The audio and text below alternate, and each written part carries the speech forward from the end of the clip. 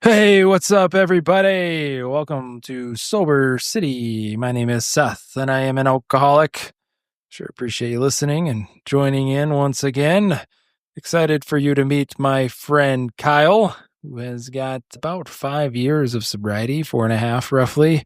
He's a good friend of mine that I had met very early on in my sobriety, and great dude who would text me periodically in the beginning to check in to see how I'm doing.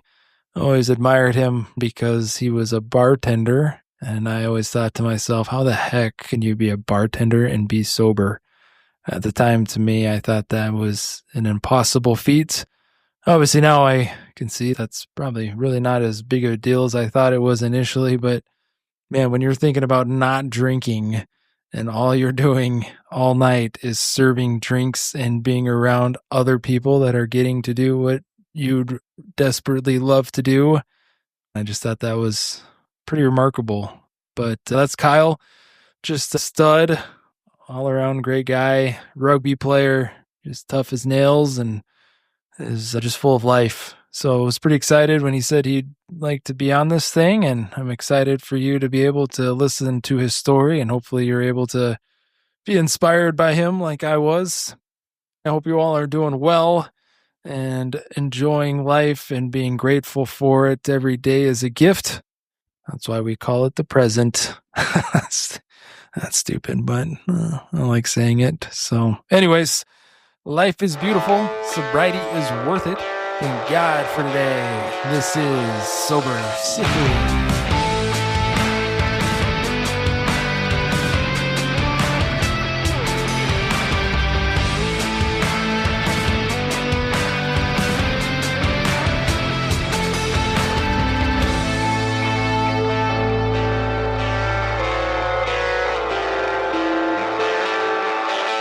Mr. Kyle, welcome to Sober City, buddy.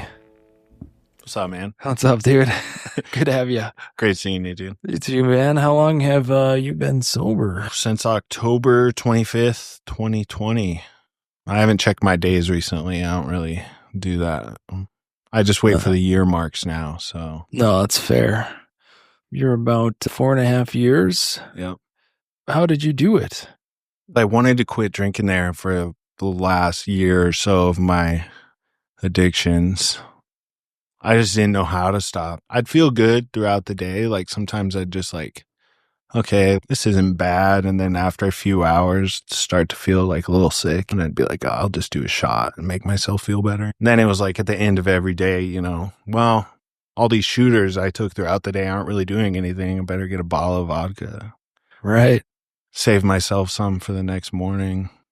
I remember there was a while there where I would wake up pretty early in the morning, sick, take like bong rip, throw up, take a few shooters, and then go to the dog park, walk my dog for a little bit, and then go home and take a nap before work.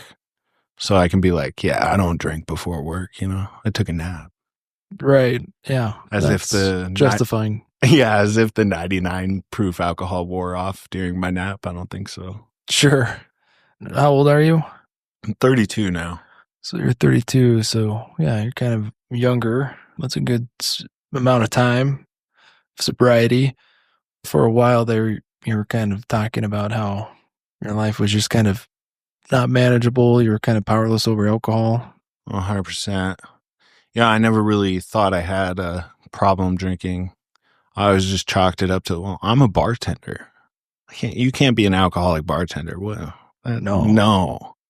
I serve this stuff. It's fine. That was one way I really justified it for a long time was bartending. But I always knew like addiction ran in my family. Couple addicts from like the line on.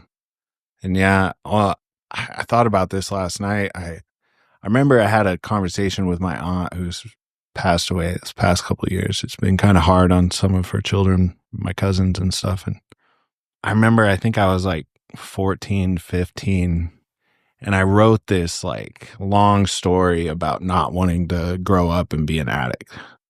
And like it had all these like metaphors about breaking chains and all this other stuff. And I stayed true to that. probably just about a couple months until I turned 21. A couple months before I turned 21, I started to lean into it. And then after 21, it was like off to the races. And I think 23, I used to work in finance. So a lot of 8 to 5s, like office jobs. So I'd only really drink, beers in the weekend, or beers in the weekdays, and then like liquor on the weekends, going out to bars and stuff. But from 21 to when I got sober, there was only one time I was sober more than a day. And I lasted like 14 days. And then I took a trip to Hawaii, and I made it all the way until we landed. And there was a convenience store that sold liquor in the lobby of the hotel. And they sold shooters. And I was like, I'm on vacation. And I was blacking out like 3 times a day while I was in Hawaii for 5 days, I think, 4 days. It's brutal. When you were 15, though, you had the intention of breaking this chain of addiction and alcoholism. What prompted you to have that opinion at 15? I just had a lot of verbal arguments with my parents, like growing up, a lot of frustration as a kid, a lot of depression in high school. And I think I started experiencing that like really young. I lived in Oregon for 7 years growing up, and I was bullied a lot there. And I think that's when the depression started hitting in, and I wasn't thinking about drinking, but I knew that drinking wasn't going to help even at a really young age. But I just forgot all those things. Once you turned 21? Yeah. It started when I was like 16, 17, smoking weed in vans with my friends and stuff. And then from that point on, it was like getting high or getting stoned became like one of my biggest priorities. Between my junior and senior year, I missed 140 some days of school. Jeez. Yeah, and I got put on this plan so I could get as many absences as I wanted. And they couldn't kick me out, and I cheated the system. Originally, it was like for my depression, so I could see a counselor once a week or a psychologist once a week. And then I just stopped going to those, started skipping school so I could smoke weed. And then, once I moved out on my own and started living with other drinkers, that's when I really started leaning into it. You said you wrote this kind of letter or this commitment. Yeah. But that didn't include weed? No, I don't even think that was like really in my mind. I wasn't really exposed to weed until later in my high school years. Most of it pertained to like drinking. You had intended not to drink. Yeah. You said before you turned 21 is when you really started to get into drinking. What was the source of your depression? I think a lot of it came with feelings of inadequacy, like disappointing situation in sports, school. I always had this need to want to please my father and be good at things like for him. I had a lot of pressure in that aspect. And I think maybe throughout like my entire like high school sports career, I think as much as I wanted to impress my dad, I think he only maybe came to 2 or 3 events growing up. Then I'd have to go home and tell him I lost 4 wrestling matches or whatever it was, lost a football game, stuff like that. So not only was he absent, but then disappointment when you got home. Yeah. And this need to get your dad's approval. He was never really hard on me about it. Like it was more like in my mind. Like I think he was just happy I was doing the thing. So self-inflicted expectation. 100%. You were feeling like you weren't only disappointing yourself, but your dad. Yeah. Despite him not maybe vocalizing any disappointment. I think inadequacy is a big one. Probably what eventually led to allowing alcohol to have such a pivotal role. Mm-hmm. Probably alcohol made you feel a little bit more comfortable with yourself. And it was just like, I've always been like an extremely outgoing person. But then with like alcohol, I just like felt like invincible. Nothing could stop me. And it was, I turned 21 in Kansas City, and it was really easy to drink and drive there. There was a lot of cars. So never really thought twice about that until later in life when I was like, this could really affect someone or myself if I got in trouble. So I stopped doing that, but towards the end of my drinking career, stopped caring about that too. Not caring about the risk of drinking and driving. Yeah. So you graduated high school Yep. despite the multiple absences. Ton to my teachers. Oh my gosh. I had a few teachers who made it very apparent that I was giving them extra work by having to email me my homework and stuff like that. And they knew what I was doing. So I did have a few teachers that really cared and were like, I'm glad you're getting your mental health stuff in order, and would sit me down in their office and talk to me. And I had a lot of teachers that were really good about it. But then I had other teachers that just were not. What'd you do after graduation? After high school, well, I had every intention of going to university.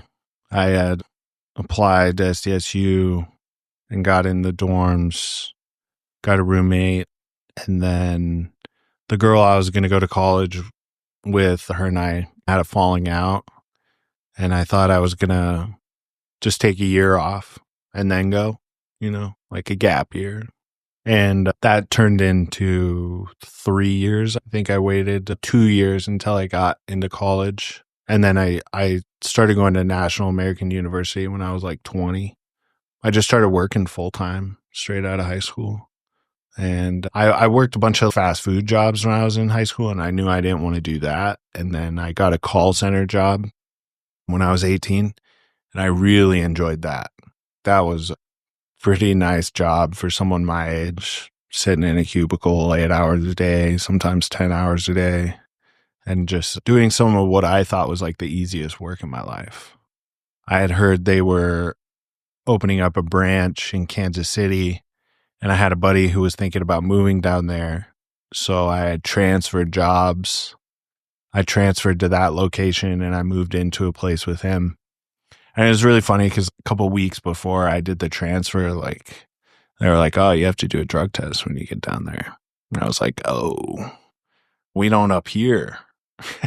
Yeah, that might be an issue, huh? Yeah. And I remember it's so funny because I packed all my stuff to move to Kansas City, and then I took a cooler with like clean pee in it with me.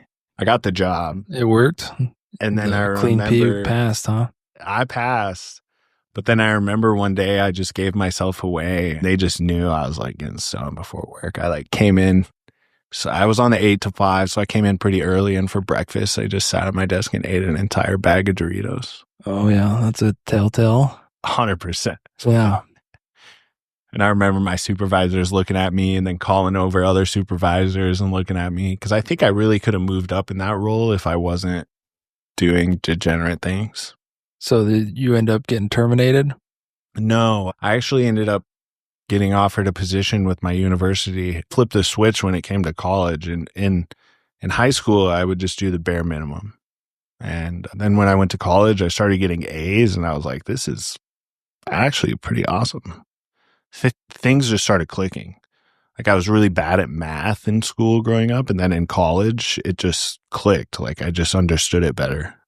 So I was doing well at my university, and they offered me a job recruiting, or basically doing admissions, which was also cold calling people on the daily and then getting them to come in, see if a university could benefit them, and then enrolling them in school.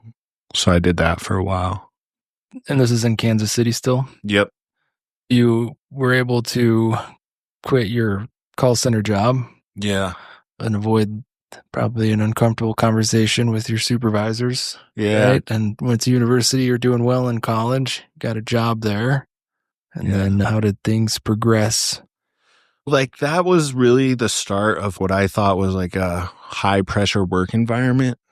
We had quotas, and obviously the school wanted to make money with new students.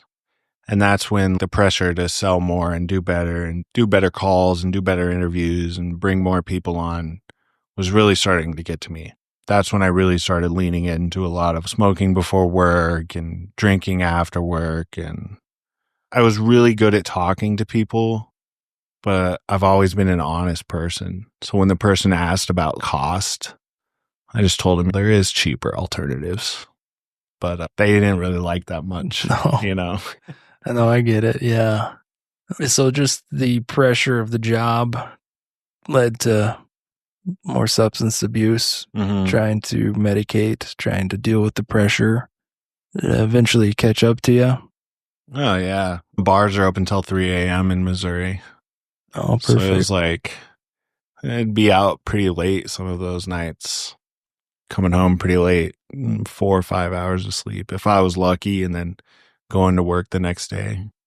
Remember a couple times I dressed pretty well going to the bar sometimes, so I might as well just wear it to work the next day and just crash. Just wake up and go. Yeah. Right. I remember going out for drinks and dinner one time with all my coworkers, and they all knew I smoked and drank, and I was just honest about it. Oh, yeah, I smoke before work, sometimes on my lunch break, and no one really seemed to have a problem with it because I didn't think it generally affected my performance, which I'm sure, 100% it did. But in my mind, it didn't. One of the things after I stopped drinking that I struggled with was like thinking I had a problem because I never really got into a lot of trouble doing it, whether it was at work or school or getting pulled over. I've always thought I've had the gift of gab, and that really played out in my favor throughout my addiction. There was a lot of times I had gotten pulled over and I should have gone to jail, and I just didn't. I always chalk those things up as miracles. Sure. Thank God for those. Yeah, God's looking out for you, getting you out of a DUI. Yeah. So you never got a DUI or anything. You were able No. to manage, and so you were able to do these activities and work, getting by. There was a pretty big in my life what I thought was like a catastrophic event that until after I stopped drinking, I realized I had put myself in that situation when I was in Kansas City. What was that? So it was day before Valentine's Day one year, my last year in Kansas City. I think I had just turned 23. And I was talking to this girl, and we had a little relationship going. And the day before Valentine's Day that year, she had called things off. And so I had set up this thing where, well, this Valentine's Day, I'm going to try to drink 30 beers, put down a whole case by myself. And I was like making a big deal out of it. Like it was going to be like some big event. And I was inviting all my coworkers to go to this with me. Come out and see me try to drink 30 beers. And there was a girl I had asked to come out with. And I worked with her and her fiance. And I didn't think anything of it at the time. I didn't think I was being creepy or anything, but I had asked her to come out with me. And that was the conversation that we had. And I told her she should bring her fiance and it'll be fun. Well, a couple months went by and I had checked the mail and I got a letter from the Kansas City Municipal Court System saying I was being charged with sexual assault, which my mind's flying at like 100 miles an hour. I had no idea who made this accusation or why I was being charged. I had no idea. And I was asking around at work and everyone was giving me the runaround. No one really wanted to tell me like what the full story was. And so I talked to a couple lawyers, and one lawyer who decided to represent me was a pretty big wake-up call for how serious the situation was. And he was expensive, which I had to turn to my parents for help. And I just had a lot of falling out with my friends and coworkers over that situation. And I really started drinking hard because of it. And what it came down to is I think I made that girl feel uncomfortable in that conversation. And I think she went to talk to my boss about it and was like, there's nothing really we can do about it. He just talked to you. And I think she and her fiance maybe were like, we'll just tell him that you slapped her ass. Because that's what came to light, is that she had said I slapped her butt at work, which I would like never do. I'm just not that kind of person. I'm a talker. I'm not like that at all. And one of the hardest things that I had to do to resolve this is we never went to court. So one of the hardest things I had to do was sign a paper, basically using like my suspended imposition for this. But I had to admit that I was guilty on this paper in order to get it expunged and off my record. And I remember I got super drunk one night and finally signed the papers. And after that, I just continued getting drunk. Basically, just get it off my record by admitting guilt. And, I really didn't want to, but despite my best judgment, that's what was advised to do. I had a stint there in the psych ward before I came home. Just everything kind of piling up on me. I was living in my apartment alone. My roommate moved out. Bills were piling up. The court thing was pending. I didn't see a bright future for myself. So I had decided one night, also on some substances, that I was going to take my own life. And I ended up calling 911, having them come pick me up so I could go to the hospital. And I spent a couple days in the ward. They said I was good and sent me home, and my mother and sister came and got me. So you were feeling like you were going to hurt yourself? To me, in my mind, like being like a sex offender or something like that was the end of the world. Like it was one of my, man, like you see those things on the news or TV and you're like, man, that could never be me. And then out of the blue, I just had gotten blindsided by that letter. And it wasn't until, like I said, like later in my sobriety and maybe later in life, I realized, Kyle, you put yourself in that situation. You were a drinker, a drug user. You were young, super overly confident all the time. Like you were getting drunk those nights that you got, like the night you got accused or the day you got accused, you were going out to get blackout drunk and drink 30 beers. And I kind of felt pretty stupid, like later on looking back at it. It was just so young and naive. You weren't on the registry though, were you? Or did you have to? No. You weren't a sex offender. No. Right. But that's just what I had thought. I remember going to the hospital after making the call and telling the guy, dude, my life's over. And I was like, I just don't see any point, going forward.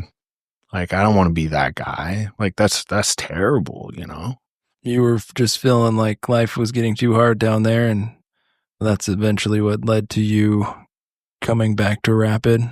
Yeah. You came back here, and how did life get any easier or better for you?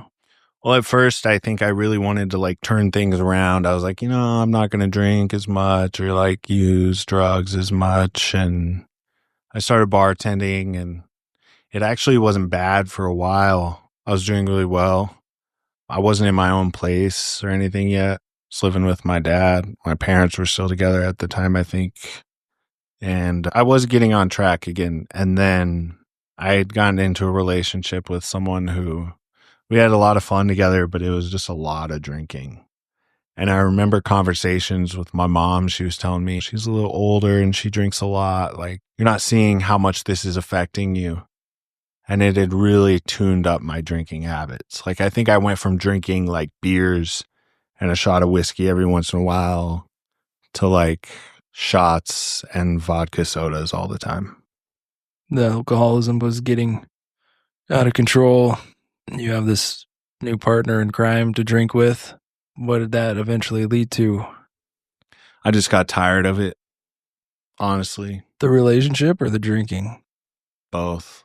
They went hand in hand. Like her and I that was what our whole relationship was based around. We'd even take trips and it would just be going to different bars in different cities, different states. You eventually just ended both? Is that when you got sober? No, I ended the relationship and kept with drinking. Her? Yeah. Not with alcohol? No, not with alcohol, no. Kept drinking. Newspaper article that came out about what my former workplace and myself, I had a pretty big mental breakdown when I saw that. I didn't want to go to work. I didn't want to face anyone. I went to work that day and I was just crying. I was drunk. I was talking about how my life was over again. And I had worked at this place for almost 4 years and I had saved up a lot of like paid time off. I think it was like almost 200 hours or so. And I told him I was going to take all my PTO and get this stuff sorted out. get my mental health back on track and stop drinking in that time. That was like the little break that we had during COVID. And that's when I really started leaning into drinking, like even more, not just at bars, not just vodka sodas. Like I was drinking like a sleeve of shooters every day, vodka every night, playing Call of Duty, blacking out like 3 times a day. Yeah. And so I went back to work that summer. And then after that newspaper article came out and I took that time off, I thought I could just quit. And I was still drinking as much as I was like during the first break. And I just physically could not stop. I was drinking so much vodka. Like I think I was drinking close to 750 a day of like Smirnoff, and sometimes like the Smirnoff 100 proof. Jeez. It's a lot. It was a lot. And what eventually led you to putting it up for good? The week before I went back to work, I got my work schedule and it was like a Thursday and I had to work that following Wednesday. And I was like, okay, I'll just cold turkey it. Like I can just stop. I got the willpower. I'm ready to be done. I don't want to be sick anymore. And I made it like a day. I didn't sleep very well that night. And on the second day, I was in full blown withdrawal. My body wouldn't keep down water, food, nothing. And I had started texting my nurse friend, hey, this is about how much I drink. I'm trying to quit cold turkey. And she had kept contact with me all throughout later into that night. And she was telling me like, Kyle, like these withdrawals are so bad, they can kill you. You actually have to drink. Like you have to taper yourself down. I'd asked my mom to come over that weekend to see through, hey, can you stay over, sleep on my couch, just oversee me like quitting drinking. And I think my mom saw me like rush to the kitchen sink like probably 40 times and just puking up water and whatever else I was trying to put down, soup. And a snowstorm hit that night. And when the nurse had told me like, Kyle, you need a drink, there was no alcohol in the house. And I think we went to the gas station and got a couple like tall beers or something like that to taper me down. And my body wouldn't even keep those down. So by the time I drank those and threw those up and they were all gone, I was still in full blown withdrawal. And it was like 2 or 3 in the morning on a Saturday. So on day 2.5, day 3 of not drinking, still in withdrawals, I like kept trying to sleep and I was like hallucinating. I was like on my living room floor. I was listening to like white noise and rain noises on my headphones and I could keep hearing people talking. And I was like, I think I need to go to the hospital. This is bad. And I didn't want to pay for an ambulance ride. My mom was like, Kyle, like the storm's bad outside. Like we can't make it. So I downloaded like this like coin flip app on my phone. And I was like, I'm going to flip a coin. And if it's heads, I'm going to stay at the house. I'm going to keep trying to sleep. I'm going to keep trying to see this through. And if it's tails, I'm going to go to the hospital. And I flipped the coin flip app and it landed on tails. And I called the paramedics and I got taken to the hospital. And I remember going to the ER and seeing one of my bar regulars there, like helping me. I think he was one of my nurses, like doing intake on me and stuff. And after I got hooked up to like IVs and all this other stuff, I was out of consciousness for 3 days. I don't remember those first 3 days. When I first woke up, and I have told this story in our super secret club that we like to meet at from time to time, but I woke up and this doctor who was not from the area had given me 3 options. She said, Kyle, you can leave today and you can go keep doing what you're doing and you will die. And I was like so perplexed by that. What do you mean die? Like your entire digestive system is it's shot. Your pancreas is like 10% alive, if that. I was like, okay, well, what are my other options? And she said, you can fly to Mayo, either in Minneapolis or Denver. They will take out your pancreas. You'll be a diabetic, check your blood sugar, take insulin, all this other stuff, and you can keep drinking. Or 3, we can tube feed you. You can stay here and consider this your treatment. And we'll see if we can get your pancreas back to health. And it may take however long, and then you can be healthy again. And I was like, oh, I'll go with option C. That sounds good. And I was in the hospital for 24 days. I was tube fed for like 22 days. And I just considered that my treatment. And I had told myself while I was in there, I was like, okay, well, obviously I'm never going to drink again. And next when I get out of here, I'll start drinking more water, and then I'll stop smoking weed, and then I'll stop smoking cigarettes. And after 4.5 years, I'm on the cigarette step. What did it feel like when you got home? Did you ever get the desire to drink again, or were you just over it from that point on? I view drinking or going back to drinking as a life or death situation. If I drink, I die. That's what I chalk it up as. So I have yet to be suicidal in my sobriety like I was when I was drinking and using, and I refuse to ever go back to the drink. I don't have cravings for it. I'm not like, oh yeah, this drinking would make this better, make that better. Once I could fall asleep without the drink and make it through the day without it, I felt unstoppable. It's like, man, this is actually pretty nice. Like, why did I ever drink to begin with? And as far as those other things that you struggled with, you still were able to overcome those? 100%. I don't give myself credit, though. It's God. I've decided to accept God in my life and Jesus as my savior, and he's been my crutch in a lot of my sobriety. I was given 2 really moving situations early on in my sobriety that I have held on to and have allowed me to keep going. One of which was in the hospital, and the second was a couple months out of the hospital. The first is, it took me a long time to talk about this just because I didn't want people to think I was insane.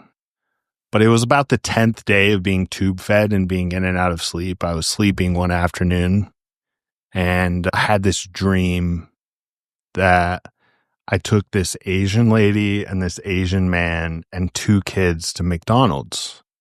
And then we went back to this house, and I sat on the porch, and I ate McDonald's with the 2 kids so that the man could tell the woman some bad news inside. And I remember the house. I remember the porch. I remember what I was eating, a McDonald's single cheeseburger. It's one of my favorites. Me too, yeah. I had woke up to the nurse coming in, and I look at her, and she's this Asian lady. And I'm like, okay, this is going to sound insane, but I just had this extremely vivid dream, and I was having extremely vivid dreams the entire time I was in there. I was like, I have to tell you about this dream I just had. So I told her, and she's not paying me any attention. She's not facing me. She's not looking at me. I'm just telling her this story because I'm sure she's like, this guy's just like off some morphine and like just telling me some nonsensical story. And she's holding a clipboard and she's typing stuff into the computer. And I told her about the dream I just had, and she dropped her clipboard and just started bawling and said, there's no way you could have known that. And I was like, known what?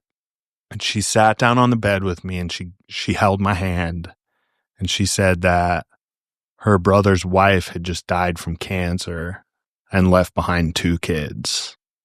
And we had to talk about spirituality and religion while I was sitting on that. And that spiritual experience in the hospital set me up for a whole lot of success in my sobriety. There's certain programs out there that talk about having spiritual experiences in your sobriety, which should keep you going. And my second one was when I went back to my old place of work. I was having a really rough night. I was really scatterbrained. I had tables upstairs, downstairs. Everyone seemed to be needing things at once, and I was just having a breakdown. Like I went outside. I think I was crying. I was just like, I can't do this. And so I go inside, and I have this big table. It's 10 or 12 people, and they start praying before their meal. and I felt compelled to pray with them. So I stepped back in the serving area and I got down on my knees and I just surrendered to God at that point and was like, please help me. I can't do this on my own. I'm struggling. And also prayed like they were praying, oh, bless them for the food that they're getting and all this other stuff. And I got up off my knees and I went back out and I went to talk to that table. And I was just about to ask them if everything was okay, if there was anything I could get them. And this little girl at the table just looks up at me, looks at me dead in the eyes, and is, everything will be okay. And I was just floored. Like I just started crying. I was like, excuse me, I need a moment. Took a couple minutes, went back to the table. And I was like, I know this is going to sound really crazy, but I feel like God spoke through your child to me. And he goes, no, I don't think that's crazy at all. I'm a pastor and this is my daughter. And I told him all about my sobriety and everything. And that was that second experience that's just really kept me going. And how far was that into your sobriety? 2-3 months, maybe. So you're maybe 90 days sober? Yeah. And she said everything will be okay, maybe referring to her food. Yeah, but to you, it was a much deeper, grander meaning that everything was going to be okay. Were you struggling with kind of the uncertainty at that point? When you heard that, were you kind of feeling like maybe things weren't going to be okay? Or was it just the way she said it that? I think I was just struggling with all my emotions coming back at once. Like you really start to feel it at 30 days, but then at 90 days, like that, the clouds are lifted and like you have all these emotions coming back that you've suppressed for years and years. And I think it was just the volatility of that.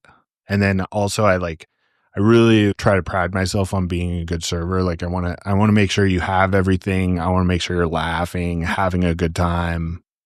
And I was like struggling to do that in my sobriety, especially in my old stomping grounds. But after that, it got easier. One thing that maybe some people don't understand is when you remove alcohol and you open the door to having a spiritual experience, it shows up in a number of ways that I think you said. I haven't shared this story because people might think I'm crazy. Yeah. But you're really susceptible to seeing life outside of yourself and in a way where maybe God does show up. 100%. You talk to the nurse and make yourself vulnerable where you're like, hey, I had this lucid dream. I don't know if it means anything to you, but you share it and yeah, you have that. And then the little girl saying everything will be okay.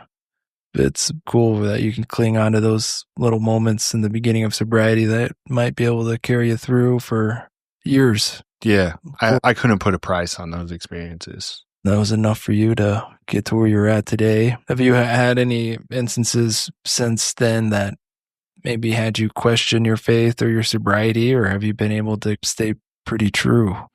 I don't have a problem being around alcohol, still bartending from time to time, serving alcohol. I don't even think anything of it anymore. People offer me cocktails or like their end of the $300 bottle of wine that they just bought or something like that. And I just tell them like, oh, I don't drink. I did enough of it to hold me over for like the next 40, 50 years, I think. It really undermined how much I drank at the time. I'm sure it almost killed you. Yeah. How are you feeling today? Good. There's a lot of things that I'm still working on, but I have resources for those things and I take full advantage of them. I have people in my life that I can talk to about anything. I haven't had any brushes with the law like I used to make me question my sobriety or my life. I actually enjoy getting pulled over now. Like when I get pulled over, I'm like, great. Like I have nothing to worry about. I was speeding a little bit. I hit the corner of that curb. I'm still getting used to driving a big truck. Like those kind of things I really enjoy now. Career wise, I want to get back into a more like career oriented field, but I am an excellent server and bartender and I super enjoy that. What would you say is the best part about being sober outside of what we had just mentioned? Your freedom. You don't have to worry about if there's a liquor store nearby or running out of your bottle. If you're going to have any left over for the next day, it's just your freedom. You don't realize how much money you're spending on booze until you stop spending it on booze as well. You're like, wow, where'd all this money come from? Oh, And yeah. actually pay my bills on time? That's crazy. You had mentioned you had taken a trip to Hawaii, essentially probably not even remembering much of that trip. Yeah, I never really blacked out. Like I wouldn't have like blackout nights until one night in Hawaii. Like I don't remember some of the things like the first night. And that was like a big eye opener for me. But that was coming off of 14 days of not drinking and then going back to drinking how I thought I could. It's pretty bad. I think the biggest thing for you was you were confronted with kind of a life or death decision. But I think ultimately, you'd probably say you were grateful for maybe having to be confronted with that choice. Yeah. I don't think I would have done it any other way. If it wasn't that situation, I would have considered like a treatment option, like going to a rehab facility or something like that, which I got a lot of when I was like in the hospital. Like I got to consider that my treatment. I may not have gotten like the psychological help or mentorship or like counseling and stuff that like you would get in rehab, but I haven't had any of those problems that I used to have with drinking, like with depression and suicidal thoughts. And so I haven't had any of that since the day I put down the bottle. Live life on life's terms. Yeah. Kyle, I appreciate you, man. I don't know if there's anything else you want to share or say. I think I dropped a lot of like my hardest like stories that I used to not be able to talk about, but I'm super comfortable in my sobriety talking about now. You know, whether people listening are going to relate to some of the things I've gone through and then see how long I've made it in sobriety and just tell themselves maybe I can do it too. That's really all that matters to me. It is possible. And there's always that chance that you can do it before you have to be confronted by a doctor in a hospital bed. Yeah. And I think it's a progressive thing where if you're drinking enough now, for some people, it's just what it's going to take. But for some of us, we're just stubborn enough. That's what it's going to take, is almost losing our pancreas. And which you didn't. No. You're not diabetic. You're able to keep your pancreas and made a recovery. Yeah. And like you had wanted when you were 15, break that chain of addiction. Are both your parents alcoholics? No, just my father, I think, struggled with drinking on and off his whole life. And he's Yeah, sober. you had said when you were younger, you got into arguments with your parents about their drinking or addiction. Yeah, my dad. That was something that you felt like at a young age, like, I'm not going to be like that. Yeah. It's crazy how you eventually did, despite. That's what's frustrating, man. You think when you're young, you see it growing up, and you're like, I'm not going to be like that. And before you know it, it gets a hold of you, and you can kind of understand why your dad struggling with it. It's a good thought knowing that if, I do ever have children, they'll never know like that side of me unless I tell them about it. They'll see a sober guy. And not have alcohol in the house, or not have to worry about coming home and seeing a handle on the counter and having that anxiety that you felt. It's exhausting and frustrating, and it really contributes to that anxiety of growing up. Yeah. You're not comfortable coming home. That should be your safe space, and alcohol robs you of that. Yeah. Being young, it's tough. Well, I appreciate you, buddy. I'm proud of you. I'm grateful for you, and keep up the good work, bro. Thanks, man. Thank you.